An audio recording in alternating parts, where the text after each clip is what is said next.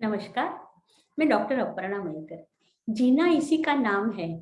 इस शीर्षक के अंतर्गत आज का हमारा विषय है 3 कहानियां। पर उसके पहले मैं कुछ कहना चाहूंगी कि आज मेरे लिए बहुत खुशी का दिन है कि ये एपिसोड 100th एपिसोड है। 100 एपिसोड मेरे आज पूरे हो गए। और क्यों ना हो, आपने मुझे ढेर सारा प्यार दिया। जो कुछ मैं कहती आई हूँ वो कुछ कुछ आपने फॉलो किया, हमेशा मेरे वीडियोस देखते रहे।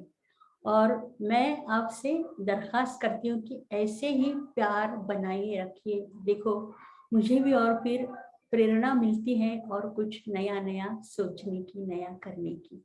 तो थैंक यू वेरी मच। तो पहली कहानी है भगवान बुद्ध की। जब वो रियलाइज सोल बनना चाहते थे, वो बहुत जाप ताप, बहुत उपवास भी बहुत रखे उन्होंने, और वो ऐसे दुबले हो गए थे। महीने गुजर गए, साल गुजर गए, कुछ होता ही नहीं। तो एक दिन उन्हें लगा, वो बहुत मायूस हो गए, सोचने लगे कि अभी मैं अब मेरे जीवन का अंत कर दूं। और वे समुद्र के किनारे जाके बैठे। तो वहां उन्होंने एक स्क्विरल देखी। और वो स्क्विरल क्या करती थी, समुद्र में जाके अपना पूरा बदन भिगोती थी, बाहर आके फड़फड़ा के वो सब पानी नीचे डाल देती थी रेती में। दोबारा जाती थी, पानी लेके आती थी बदन पे, सारा नीचे डालती थी फड़फड़ा के। तो ये सिलसिला लगातार चलता रहा। तो भगवान बुद्ध ने एक, वो villager pass, he was passing by, तो उससे पूछा कि ये क्या हो रहा है। तो उसने कहा, आज सुबह ही उस स्क्विरल के 2 बच्चे समुद्र में डूब के मर गए और वो गायब हो गए समुद्र में। तो वो पानी निकालने की कोशिश कर रही है समुद्र से, ताकि समुद्र जब खाली हो जाए तो उसके बच्चे उसे। अब देखो, ये तो नामुमकिन है। पर एक छोटी सी स्क्विरल जो हौसला दिखा रही थी, वो देख के भगवान बुद्ध ने सोचा कि ये इतनी छोटी सी जान है, पर अपनी कोशिश छोड़ नहीं रही, और मैं क्यों सोच रहा हूँ जान देने की, जीवन खत्म करने की। तो वहां से उन्होंने आगे बहुत कड़ी तपस्या की, उन्हें परम ज्ञान की प्राप्ति हुई और वो भगवान बुद्ध बन गए। दूसरी कहानी है, एक विलेज में एक बौद्ध भिक्षु हुआ करता था। उसका मतलब वो बहुत फेमस था, मशहूर था, इसलिए कि जब गांव में अकाल पड़ जाता था, बारिश नहीं होती थी, तो लोग उसे कहते थे डांस करने के लिए। और जैसे ही वो डांस करता था, बारिश गिरती थी। ताज्जुब की बात है, पर ये होता था। तो 4 लोग शहर से आए थे, दोस्त लोग, तो जवान थे। वो कहने लगे, ऐसे थोड़ी ना होता है, तो कोई भी डांस करेगा और बारिश आएगी, ऐसे तो नहीं होता है।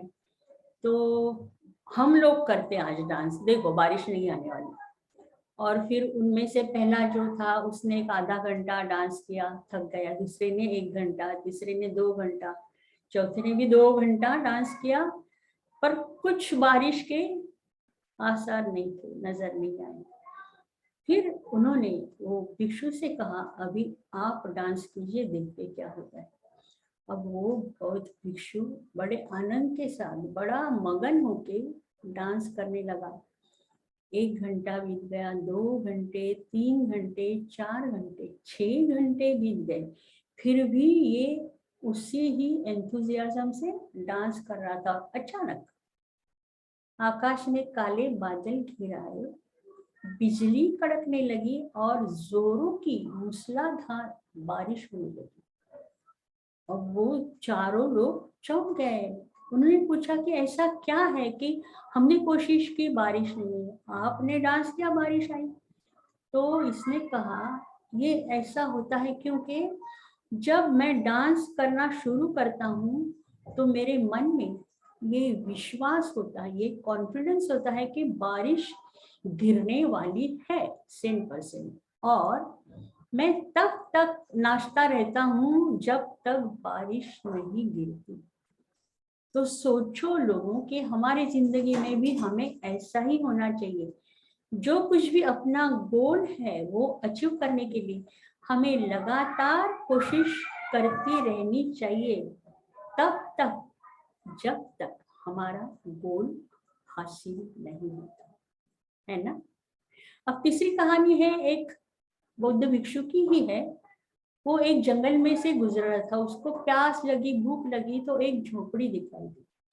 उस झोपड़ी में एक औरत अपने 3 बच्चों के साथ रहती थी। उसने प्यार से बौद्ध भिक्षु को खाना खिलाया, वो तृप्त हो गया और उसने कहा कि माँ जी बोलो, आप क्या इच्छा है आपकी। तो बोली, मैं ना बहुत शॉर्ट टेम्पर्ड हूँ, मुझे गुस्सा बहुत आता है छोटी छोटी बातों पर, और मैं बड़बड़ाती रहती हूँ और बच्चे वो बेचारे दुखी हो जाते। तो मुझे कुछ ऐसा, कोई भी ऐसा उपाय दे दो कि जिससे मेरा क्रोध कम हो जाए। तो उस बौद्ध भिक्षु ने एक अपने झोली में से एक डिब्बी निकाली जिसमें गोलियां थी। उसने कहा, ये जब आपको गुस्सा आता है तो एक गोली मुंह में रखनी है, कुछ बात नहीं करनी, जड़ से मुंह में रखनी है, और जब तक ये गोली खत्म नहीं होती, वो चबाने की नहीं, खाली मुंह में रखनी, जब तक खत्म नहीं होती है गोली तब तक बात नहीं करनी। अब वो चला गया। कुछ तो हुआ, इस औरत को गुस्सा आया और उसने कुछ बोलने वाली थी, पर याद आया कि नहीं, पहले गोली मुंह में डाली। गोली मुंह में रखी, 5-7 मिनट वो गोली मुंह में थी। उसके बाद थोड़ा सा गुस्सा था, थोड़ी बड़बड़ की उसने, पर जैसे जैसे वो लगातार ये कोशिश करती रही कि गुस्सा आने पर गोली रखना मुंह में, तो उसको जो गुस्सा आता था वो धीरे धीरे धीरे धीरे कम होता गया। कुछ दिनों बाद वही बौद्ध भिक्षु फिर उसके दरवाजे पे आया। तो वो पाँव पड़ी और कहा कि महाराज, आपने बहुत अच्छा काम किया, मेरा गुस्सा तो चला गया, तो किसी और को जरूरत है तो आप मुझे वो गोलियां देंगे। तो वो हंसने लगा, कहा, माँ जी वो तो गोलियां खाली जैसे अपनी लिमलेट की वगैरह गोलियां होती है ना, मीठी गोलियां, वैसी थी। पर सबसे बड़ी बात यह है कि जब आपको गुस्सा आया, आपने वो गोली मुंह में रखी, तो वो पिघलने में 7-8 मिनट तो लगते थे, तब तक आपका गुस्सा कम हो जाता था। और ये रोजाना करके आपको वो आदत हो गई कि जब गुस्सा आया, गोली रखी, तो आप कुछ बात नहीं कर पाई और गुस्सा चला गया। तो देखो, हमारा भी ऐसा होता है ना, हम यूजुअली व्हाट वी से कि गुस्सा आएगा ना तो मन में 1 2 3 4 काउंट करो, 100 तक गिनते रहो।